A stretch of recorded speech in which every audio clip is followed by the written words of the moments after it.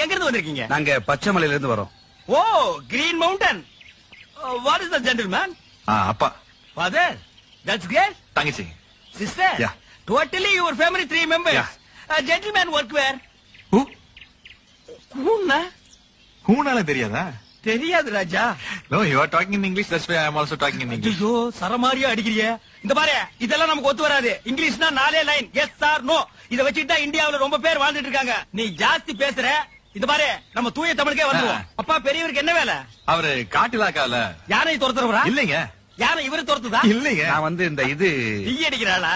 இல்லைங்க, நான் டிரைவரா இருக்கேன். டிரைவரா? ஆமா. நம்ம ஜாதி. அம்மா, உனக்கு என்ன வேலை? ஏன் ஆஃப் ஆயிட்ட?